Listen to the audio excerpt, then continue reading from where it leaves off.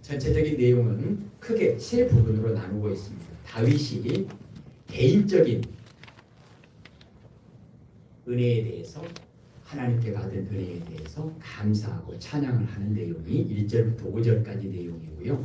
6절부터 18절까지는 이스라엘 나라, 민족 전체에게 베푸신 하나님의 은혜에 대해서 찬양과 감사와 영광을 올려드리는 내용이고요. 그리고 오전에도 말씀을 나눴는데 하나님을 찬송하는 것은 온 우주적인 일이라는 거예요. 그래서 천군 천사들까지 동원해서 하나님을 찬송하는 그런 내용으로 기록되어 있습니다. 오늘 이 시간에는 1절부터 5절까지 내용을 중심으로 해서 다윗이 자기 개인에게 베푸신 하나님의 은혜에 대해서 감사합니다. 이 고백을 우리가 보면서 우리 개인 이 한 해를 돌아보면서 하나님의 은혜에 감사하는 그런 믿음의 고백이 있기를 소원합니다. 5가지를 이야기합니다. 2절에 하나님의 모든 은택을 잊지 말지어라. 그래서 제목을 하나님의 은혜를 잊지 맙시다 이렇게 잡았습니다. 1년 동안 되돌아보면서 하나님의 은혜를 잊지 맙시다. 이런 고백을 할 수 있으면 좋겠습니다. 다윗이 고백하는 내용은 크게 5가지예요. 3절에 보면 하나님이 내 모든 죄악을 용서하셨다. 또 하나님이 내 모든 병을 고치셨다. 또 4절에 내 생명을 파면해서 속량하시고 인자와 긍휼로 관을 씌우셨다. 좋은 것으로 소원을 만족하게 하셨다. 그래서 청춘을 독수리같이 새롭게 하셨다. 이런 고백들을 하고 있습니다. 오늘 2절에 한 번 더 읽겠습니다. 시작. 내 영혼아 여호와를 송축하여 그의 모든 은택을 잊지 말지어다. 아멘. 저는 1년을 돌아보면서 저 개인적으로도 그렇지만 특별히 여수에 우리 특별히 선교 사역에 늘 협력하시는 권사님, 다른 사람이 볼 때는 그렇게 열심히 신앙생활하고 하나님의 일이라고 한다면 발벗고 나서는 그런 믿음으로 열심히 살아왔는데 올해 암 진단을 받고 서울대학병원에서 검사받고 수술받고 지금 항암 치료를 계속 하고 있는데 그분이 평상시에도 하나님의 은혜에 감사합니다. 이 고백을 많이 하거든요. 근데 암 진단을 받고 나서 그리고 치료받으러 왔다 갔다 하고 수술받고 또 항암 치료를 받는 그 과정에서 지금까지 하나님의 은혜에 감사합니다라고 고백하는 거하고는 차원이 다른 그런 고백을 하더라고요. 그러면서 요즘에는 무슨 얘기를 하냐면 왜 하나님이 나에게 이렇게 은혜를 더 많이 다른 사람하고 비교해서 더 많이 나에게 이런 은혜를 주시는지 도저히 모르겠다고. 인간의 논리로는 설명이 안 되잖아요. 이 은혜에 대해서 감사를 고백할 것이 아니라 하나님 왜 나에게 이런 몹쓸 병을 허락하셨습니까? 하나님께 원망과 불평까지는 아니라 할지라도 하나님 왜 이렇습니까? 이럴 수도 있는데 지금까지보다도 차원이 다른 그런 감사를 하는 그 모습을 보면서 그런 이야기를 들을 때마다 너무 부끄럽고 이게 뭔가 그래서 새롭게 생각하는 것이 감사는 감사할 조건이 있어서 감사하는 것이 아니라 믿음으로 하는 것이 감사구나 이런 고백을 합니다.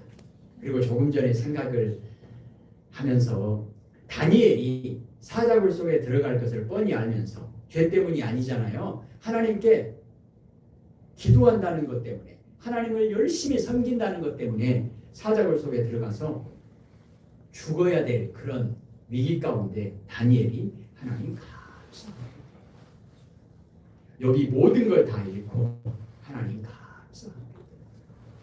다윗이 그렇게 10년이 넘게 쫓겨다니면서 감사하고 하기는 정말로 어려운 상황인데 그렇게 감사할 수 있었던 것. 그리고 바울과 실라가 감옥에 갇혀서 억울하잖아요. 내일 죽을지도 모르고 그 심한 혹독한 고문을 당하는 그런 가운데서도 감사합니다. 기뻐하라. 주 안에서 기뻐하라. 어떻게 이런 고백을 할 수 있었을까? 그러면서 다시 한번 생각해 보는데 감사는 우리가 세상적으로 내가 다른 사람보다 더 많이 누리고 편하게 살고 이런 세상적인 조건을 가지고 감사를 논하는 것은 참 수준이 낮구나 그런 생각을 해봅니다.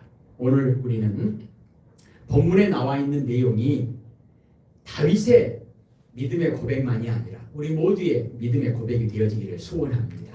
2025년 한 해 동안도 특별히 오늘 이 시간에 52주 주일 저녁 예배를 드리면서 하나님 52주 주일을 허락하시고 우리 예배를 받아주신 하나님의 은혜에 감사합니다. 우리에게 거룩한 교회, 거룩한 예배, 거룩한 예배자의 영광을 주신 하나님의 은혜를 기억하면서 하나님께 감사와 찬양과 영광을 올려드립니다. 사랑하는 성도 여러분, 제가 아는 분들 중에서도 평생을 주일 오전 예배 딱 한 번 드리는 분이 있어요. 저녁 예배 생각지도 못해요. 수요일 예배 생각지도 못해요.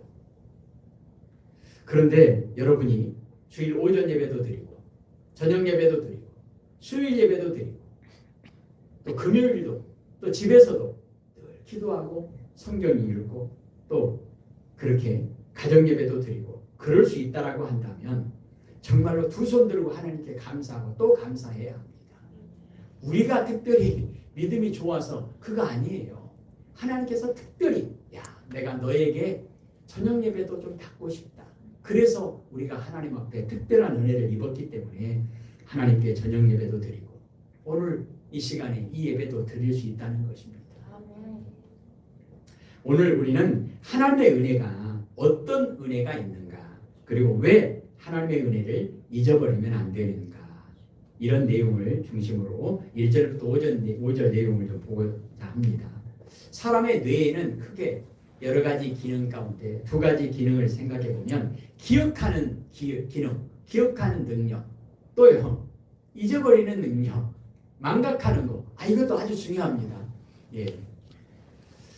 그런데 우리가 다른 것은 다 잊어버리더라도 하나님의 은혜는 좀 기억하고 계속 고백했으면 좋겠습니다. 오늘 다윗이 고백하는 내용, 이 하나님의 은혜는 꼭 잊지 말고 기억해야 되겠다. 첫째는요, 3절에 그가 내 모든 죄악을 사하시며 또 4절에 내 생명을 파멸해서 속량하시고 왜요? 어떻게 해요? 하나님께서 작정과 예정 가운데 예수님을 이 땅에 보내셔서 이름을 예수라 하라. 이는 그가 자기 백성을 그들의 죄에서 구원할 자이십니다. 예, 우리에게 근거가 있는 게 아니에요. 하나님이 특별히 선택하셔서 너는 내 것이다.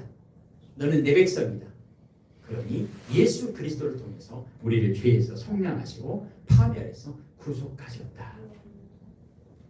이것을 다윗이 고백한 것처럼 우리도 고백할 수 있기를 원합니다. 하나님께서 우리의 모든 죄악을 용서해 주신다는 것을 잊지 말고 기억할 수 있기를 소원합니다. 아멘. 조상 아담과 하와가 지은 원죄로부터 수많은 별들보다도 더 많은 죄, 일만하게 뿌리가 되는 돈과 세상의 헛된 것들을 사랑한 그 죄, 그 모든 죄 몇 가지나 되겠습니까? 상상이나 할 수 있겠습니까? 알고도 지은 죄, 모르고도 지은 죄. 그런데 예수님의 십자가 사랑으로 단번에 용서해 주신 그 은혜, 이 은혜를 잊지 말고 기억하는 믿음의 고백이 있기를 원합니다. 조건은요, 예수님을 믿고 영접하는 그 사람에게 누가요? 로마서 5장 8절에 우리가 아직 죄인 되었을 때에 주님께서 우리를 위하여 죽으심으로 하나님의 사랑을 확증하셨다. 왜요? 이사야 53장 6절에 우리는 각기 제 길로 갔거늘 여호와께서 우리 모두의 죄악을 예수님에게 담당시키셨도다. 굳이 조건을 따지자면 하나님의 계획입니다. 굳이 조건을 따지자면 하나님의 사랑입니다. 하나님, 하고 많은 사람 중에 왜 하나님이 나를 특별히 선택하셔서 하나님의 백성 삼으셔서 예수 이름의 권세로 내 모든 죄를 용서해 주셨습니까? 다윗은 이 고백을 하면서 내가 꼭 잊지 말고 기억해야 되겠다 고백합니다. 두 번째, 내 모든 병을 고치시며. 그런데 병 그러면 우리는 꼭 육체적인 질병만을 생각할 수 있는데 그렇지 않습니다. 죄로 말미암아 우리 영혼이 병들고 우리 마음이 병들고 우리의 생각이 병들고 약이 없잖아요. 어떻게 됩니까? 우리가 파멸의 구덩이에 빠져서 영원한 죄와 형벌을 피할 수 없었는데 하나님께서 4절에 내 생명을 파멸해서 속량하시고 인자와 긍휼로 관을 씌우시며 돌이킬 수 없는 죄와 사망과 저주에서 구속하신다는 것입니다. 8절에 같이 읽겠습니다. 여호와는 긍휼이 많으시고 은혜로우시며 노하기를 더디하시고 인자하시니 풍부하시도다. 아멘. 왜 우리 죄를 용서하시는가? 왜 우리 병을 고쳐주시는가? 조건이 뭔가? 우리가 받을만 해서요? 아니에요. 여호와는 긍휼이 많으시고 모든 것은 하나님으로부터 출발합니다. 9절이요. 자주 경책하지 아니하시며 노를 영원히 품지 아니하시리로다. 아멘. 성경에 그런 말씀이 있잖아요. 아무리 화가 나도 해 지기 전에 그날 하루가 저물기 전에 끝나기 전에 해결하고 넘어가라. 내년에는 그 말씀대로 되어지기를 소원합니다. 10절에 이는 하늘이 땅에서 높음 같이 그를 경외하는 자에게 그의 인자하심이 크심이로다. 하나님은 우리의 죄값을 그대로 갚지 않으시고 우리가 저지른 잘못에 대해서 처벌하지도 않으시겠다라고 말씀합니다. 하나님의 말씀은 8절, 9절, 10절에 이 말씀은 하나님께서 우리의 죄를 어떻게 어느 정도로 용서하시는가를 설명해 주고 있습니다. 그런데 12절에 어마어마한 또 말씀을 하십니다. 같이 볼까요? 동이 서에서 먼 것 같이 우리의 죄과를 우리에게서 멀리 옮기셨으며. 아멘. 완전히 죄가 우리를 침범하지 못하도록 확실하게 하나님께서 끊어주신다는 것입니다. 우리는 그런 표현을 많이 하죠. 하나님은 죄는 미워하시지만 죄인은 미워하시지 않는다. 오히려 죄인에게 찾아오셔서 긍휼을 베푸시고 빛을 비추시고 회개하게 하시고 용서받고 구원받는 복을 주시려고 하나님의 그 위대하신 착한 일을 열심히 하고 계신다. 지난 25년 한 해를 살아오면서 하나님의 이 열심이, 하나님의 이 착한 일이 오늘 우리를 이 자리에 있게 하셨습니다. 그래서 우리가 하나님께 에베네셀 하나님의 은혜를 고백합니다. 요한복음 4장에 보면 사마리아 성에 수가성에 사마리아 여인에게 찾아오셨습니다. 모든 사람이 손가락질하는, 그래서 사람이 많이 모인 곳이나 사람이 많이 움직이는 시간에는 밖에를 나갈 수 없는 그런 여인에게 예수님께서 찾아오셨습니다. 왜요? 그 모든 죄를 용서하시고 그 모든 영혼의 마음의 생각의 모든 상처를 질병을 고쳐주시려고 은혜를 베풀어 주시려고 회복시켜 주시려고 그래서 하나님을 찬송하는 사람으로 변화시켜 주시려고 예수님께서 그 여인을 찾아오셨습니다. 예수님이 그 여인을 찾아오시기 전에 여인이 알았습니까? 회개를 했습니까? 아니면 삶을 고쳤습니까? 아니에요. 여인은 그 시간에 예수님이 자기를 찾아오시리라는 것은 꿈에도 몰랐습니다. 근데 예수님이 그냥 찾아오신 거예요. 일방적인 은혜로. 요한복음 8장에 보면 이 여인보다 훨씬 더 심각한 상황이죠. 간음하다가 현장에서 붙잡힌 여인. 모든 사람들이 손에 돌을 쥐고 이제 일촉즉발입니다.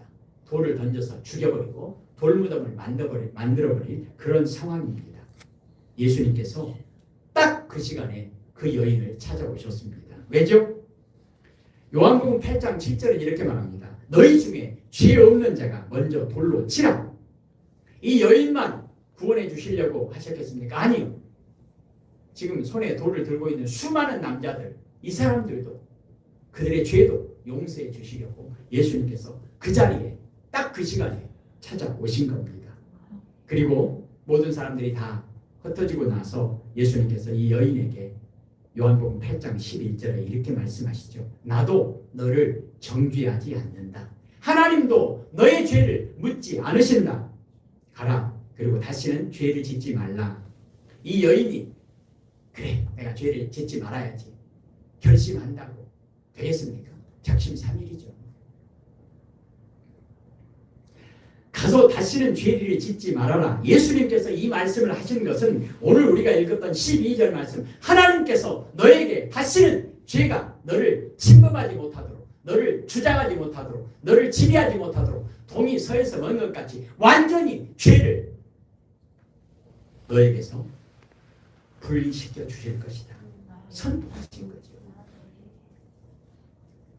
예수님은 하나님의 은혜와 사랑에 대한 위대한 복음을 선포하십니다. 이 여인에게 이렇게 말씀하시고 나서 예수님께서 우리 모두에게 말씀하십니다. 요한복음 8장 12절에 나는 세상의 빛이다.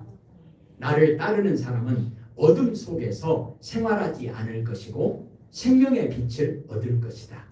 예수님은 그때도 지금도 우리 모두에게 빛을 주십니다. 수가성의 사마리아 여인에게도 그리고 음행 중에 잡혀온 그 여인에게도 예수님을 만난 바로 그 순간부터 바로 그날부터 그들에게 빛이 임했습니다. 빛이 임하니까 빛이 함께하니까 어둠이 침범하지 못하는 겁니다. 그들에게 이 12절 말씀을 하나님께서 허락해 주신 것입니다. 오늘 우리에게도 하나님께서 빛으로 임하셔서 이제부터 주님이 나에게 빛을 비추시고 나와 함께 하심으로 말미암아 죄와 파멸과 사망의 그늘을 벗어나 빛 대신 예수님을 바라보고 살라고 하는 복음의 메시지를 우리에게 주신 줄로 믿고 하나님 앞에 찬양과 영광을 올려드리십시다. 창세기 1장 3절 빛이 있으라 하시니 빛이 있었고 이 말씀은 항상 우리에게 허락하신 하나님의 말씀입니다. 특별히 내년 2026년 365일 매일매일 하나님께서 우리 한 사람 한 사람에게 창세기 1장 3절의 말씀을 선포해 주시고 그 말씀이 우리에게 성취되어지기를 소원합니다. 하나님 오늘도 나에게 빛이 있으라 말씀하여 주옵소서. 두 번째, 우리가 어떤 하나님의 은혜를 잊지 말고 기억해야 할까? 오늘 다윗은 3절에 내 모든 병을 고치시며 이렇게 고백합니다. 우리가 병원에 가면 큰 병원일수록 좋은 병원일수록 의사가 직접 진료하는 문진이라고 하는 것이 있습니다. 또 엑스레이나 CT나 펫CT나 내시경이나 MRI나 수많은 검사들 촬영을 하죠. 그래서 확인합니다. 왜죠? 환자의 몸 상태를 정밀하게 검사해야 적절한 치료 방법이 나오고 치료할 수 있기 때문에 그렇습니다. 그러면 하나님께서 우리의 질병을 치료하시는 부분에 있어서 14절을 보십시다. 읽겠습니다. 이는 그가 우리의 체질을 아시며 단지 먼지뿐임을 기억하시느니라. 아멘. 하나님께서 우리의 체질을 아신다는 겁니다. 우리가 진토임을 기억하신다는 겁니다. 하나님은 우리 몸에 병든 것도 내 체질도 이미 다 아신다는 것입니다. 104편 바로 옆이니까 한번 볼까요? 24절입니다. 왜 하나님이 어떻게 우리의 모든 체질을 다 아실까? 24절 104편 24절 바로 뒷부분이죠. 읽겠습니다. 여호와여 주께서 하신 일이 어찌 그리 많은지요. 주께서 지혜로 그들을 다 지으셨으니 주께서 지으신 것들이 땅에 가득하니이다. 아멘. 하나님께서 하신 일 중에 가장 중요한 일, 가장 첫 번째 나온 게 뭐예요? 창세기 1장 1절 하나님이 태초에 천지를 창조하시니라. 27절 남자와 여자를 창조하시니라. 하나님이 어떻게 우리 모든 체질을 다 아십니까? 지으셨기 때문에. 어떻게 해요? 지혜로 지으셨기 때문에. 창세기 1장 27절에 하나님께서 하나님의 형상대로 남자와 여자를 만드셨다. 시편 139편에는 주께서 나의 가장 깊은 곳을 지으셨으며 내장, 오장, 육부를 지으셨으며 나의 어머니의 뱃속에서 나를 만드셨습니다. 하나님이 나를 만드셨다는 거예요. 그러니까 하나님이 누구보다도 잘 아신다는 겁니다. 하나님은 우리를 알기 위해서 CT 찍을 필요 없습니다. MRI 촬영 하셔도 됩니다. CT, MRI 촬영한 것보다도 하나님께서는 모든 것을 다 아신다는 겁니다. 머리털까지 다 세신 바 되셨다. 그런 얘기 있잖아요. 말씀 있잖아요. 그뿐만이 아닙니다. 나의 호흡까지도, 나의 신음소리까지도 다 듣고 계신다. 다 알고 계시고 다 듣고 계신다. 그런데 거기에 그치면 모르는 것이나 크게 다를 바가 없잖아요. 나 알아. 나 다 들었어. 근데 끝. 그러면 모르는 것과 별로 상관이 없잖아요. 그런데 하나님은 알고 계시고 듣고 계시는 데서 그치지 않고 어떻게 하시느냐. 자, 뒤로 한번 넘겨볼까요? 이건 같이 찾을게요. 121편, 시편 121편 쭉 뒤로 넘기셔서 896페이지 그 부분이네요. 896페이지.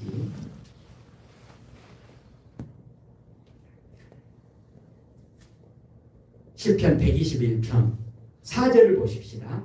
이스라엘을 지키시는 이는 졸지도 아니하시고 주무시지도 아니하시리로다. 그럼 졸지도 않고 주무시지도 않고 하루 24시간 불꽃 같은 눈동자로 뭐 하신다고요? 우리를 지켜보신다는 거예요. 우리와 함께 하신다는 거예요. 밤에도 낮에도 항상 지켜주신다는 겁니다. 그 구체적인 내용이 뭐죠? 3절 보십시다. 여호와께서 너를 실족하지 아니하게 하시며 너를 지키시는 이가 졸지 아니하시리로다. 아멘. 특별히 실족하지 아니하게 하시며 그 말은 발이 미끄러지지 않게 하시고 그 다음에요. 5절을 보십시다. 여호와는 너를 지키시는 이시라. 여호와께서 내 오른쪽에서 내 그늘이 되시나니. 아멘. 그늘이 되셔서 6절이요. 낮에 해가 너를 상하게 하지 아니하며 밤의 달도 너를 해치지 아니하리로다. 아멘. 뜨거운 햇빛이 내리쬐을 때는 그늘이 되어주시고 밤에도 필요합니다. 왜요? 이슬 안 맞게, 이슬 안 맞게, 눈 안 맞게 그늘이 되어주시고 특별히 오른쪽에서 그늘이 되어주시고 주의 의로운 오른손으로 우리를 붙들어주시고. 자, 7절이요. 여호와께서 너를 지켜 모든 환난을 면하게 하시며 또 내 영혼을 지키시리로다. 아멘.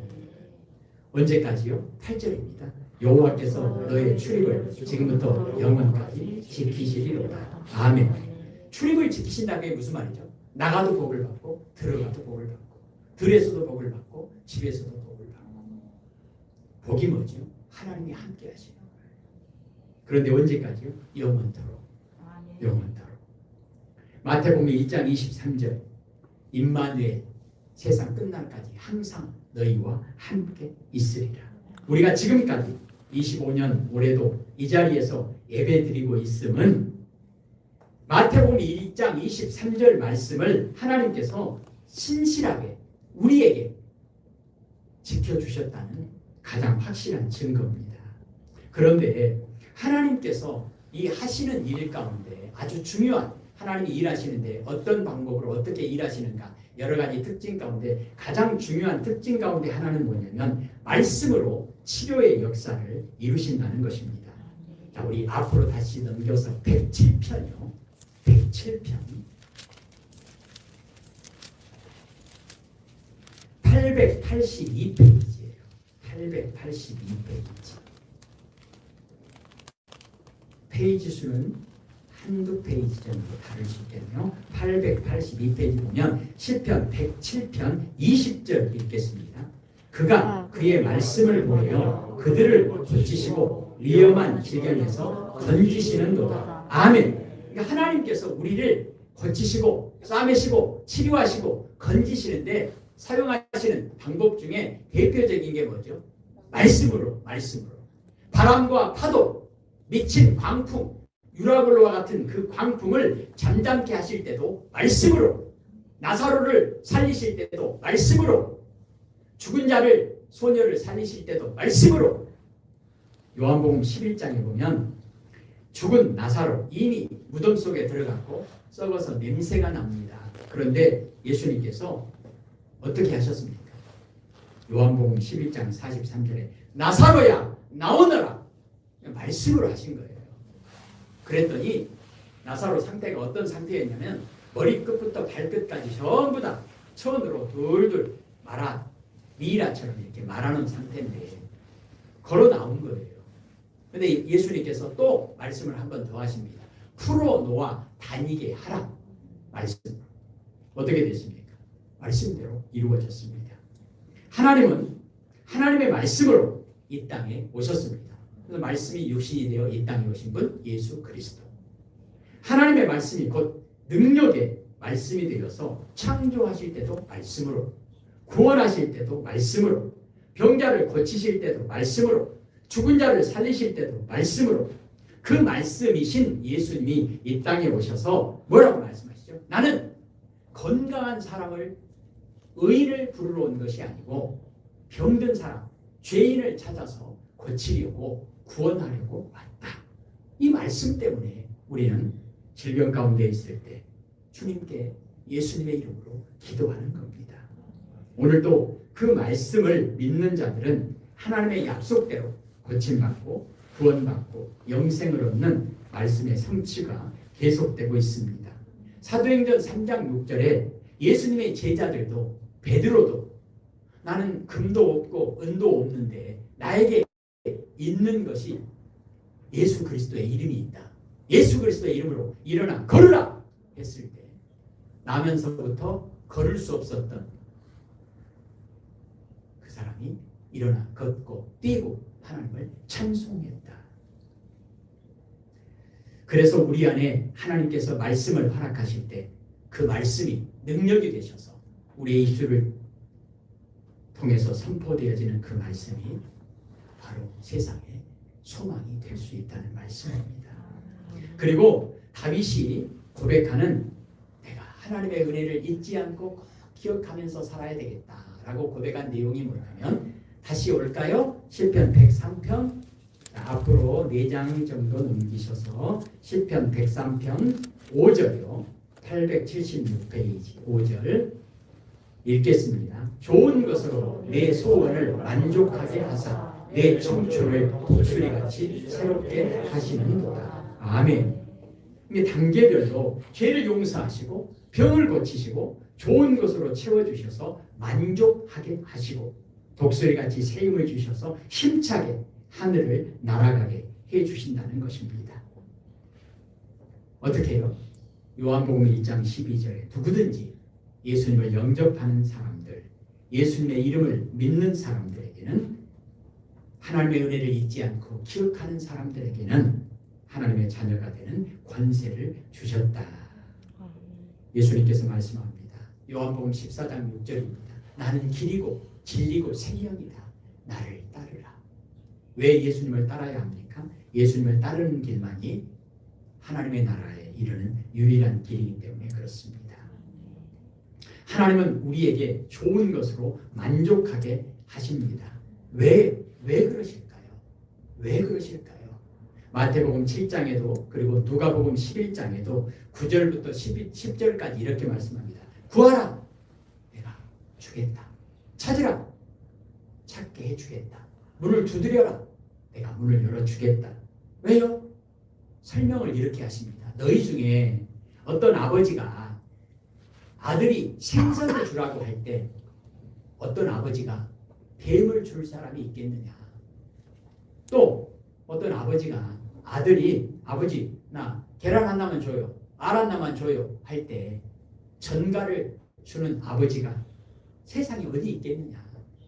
너희가 악할지라도 좋은 것을 자녀에게 주려고 하는데 하물며 하늘에 계신 아버지께서 사랑이신 아버지께서 독생자 예수 그리스도 아니 본인 자신이 인간의 몸을 입고 모든 죄를 짊어지시고 십자가에서 죽기까지 우리에게 자신의 모든 것을 다 주시기까지 우리를 사랑하시는 그 하나님께서 구하는 자에게 성령을 주시지 않겠느냐.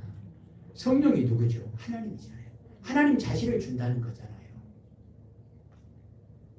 예수님의 성육신과 오늘 말씀도 하나님께서 우리에게 주시는 하나님의 은혜입니다. 어떤 은혜죠? 가장 좋은 것을 주시는 겁니다. 우리가 시편 121편 말씀을 아멘으로, 나에게 주시는 말씀으로 아멘으로 받는다면 그 말씀이 하나님께서 우리에게 주시는 가장 좋은 것이 아니겠습니까? 부모가 사랑하는 자녀에게 좋은 것을 주고 싶어 하듯이 하나님은 더욱더 좋은 것을 주고 싶어 하신다는 것입니다. 그런데 하나님께서 주시는 것과 부모님이, 사람이 우리에게 주는 것과는 사실은 차원이 다르죠. 부모님은 아무리 사랑하는 자녀에게 좋은 것을 주고 싶어도 진짜 무엇이 우리 자녀에게 가장 좋은 것인지 잘 몰라요. 그리고 알아도 가장 좋은 것을 줄 수 있는 능력도 부족하고 사랑도 부족합니다. 그런데 하나님은 창조주 하나님이시고 구원자 하나님이시기 때문에 능력도 사랑도 완전하십니다. 부족하지 않습니다. 그리고 모든 좋은 것이 무엇인지, 언제, 어떻게, 얼마만큼 줘야 될지를 가장 정확하게 하나님은 아십니다. 그래서 하나님께서 우리에게 좋은 것으로 만족하게 하신다. 이것은 너무나 우리에게는 하나님의 영광스러운 선물이 아닐 수 없습니다. 하나님은 모든 좋은 것으로 충만하게 채워주시는 분이다. 여러분도 동일한 고백을 하시겠지만 다음 주에 우리 교회 살림살이 보고를 하겠습니다. 매주마다 우리 이용석 집사님과 저는 매주마다 기적이었습니다. 내년에도 하나님께서 좋은 것으로 충만하게 채워주실 줄로 믿습니다. 그 하나님께서 오늘 우리에게 말씀하십니다. 이 말씀은 오늘 시편 103편 5절 말씀은 다윗 그 시대에 다윗만 고백하는 말씀이 아니라 교회 2000년 역사 가운데 이 말씀을 아멘으로 받는 모든 사람들에게 동일하게 이루어진 것이고 오늘 우리에게도 동일하게 올해도 이루어졌고 내년에도 동일하게 성취되어지기를 소원합니다. 아멘. 어떻게 알 수 있습니까? 삼위일체 하나님이 보증하십니다. 또 교회의 역사가 보증합니다. 또 우리 교회가 창립 20주년이 되었는데 20년 동안 우리 제작교회가 보증하고 있습니다. 그리고 올해 25년 1월 1일부터 오늘까지 우리 1년 동안에 우리 교회가 보증하고 있습니다. 그리고 지금 이 시간에 이곳에서 우리가 드리는 이 예배가 이것을 보증하고 있습니다. 하나님께서 우리에게 주신 가장 좋은 것, 저는 누가 뭐라 해도 가장 대표적인 것은 우리를 예배자로 부르시고 우리의 예배를 받으신다는 것입니다. 그렇다면 하나님께서 주시려고 하시는 좋은 것, 그 좋은 것의 상태가 어떤 상태일까? 도대체 뭘까? 오전 시간에도 말씀을 나누었는데 하나님께서 주시려고 하는 좋은 것, 그것이 뭔가요?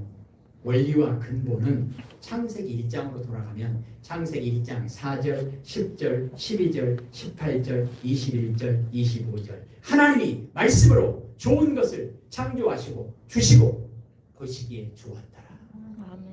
창세기 1장 31절 하나님이 손수 만드신 모든 것을 보시니 보시기에 매우 좋았더라.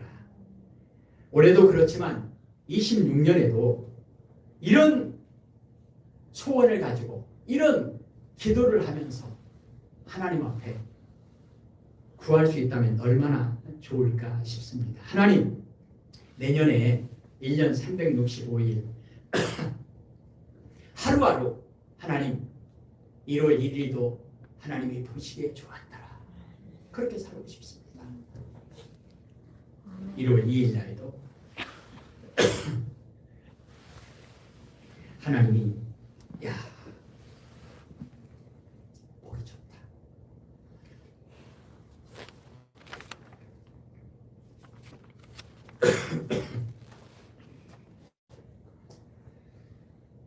하나님께서 그것을 주시려고 우리에게 그렇게 하시려고 예수님을 보내주셨고 그렇게 하시려고 교회를 세우셨고 그렇게 하시려고 이 예배를 허락하셨고 그렇게 하시려고 오늘 이 말씀을 주신 줄로 믿습니다. 오늘 저는 오전 예배 말씀을 들으면서 신목사님하고 저하고 둘이 뭐 이렇게 미리 상의한 거 아니거든요. 오전에 말씀을 들으면서 또 저는 오후 말씀의 내용 겹치지 않으려고 좀 그런 부분도 있습니다만은